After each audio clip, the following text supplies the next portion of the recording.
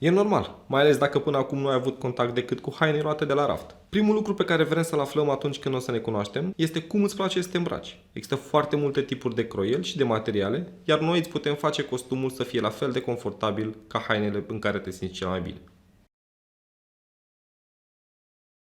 Înainte să ne uităm pe materiale, o să te întrebăm dacă nunta e vara sau toamna, la plajă sau pe vârful muntelui, afară sau înăuntru.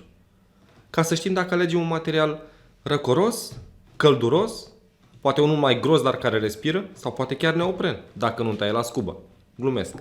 Te vei simți perfect în el. Da, ținutele noastre sunt gândite să te lase să te miști liber.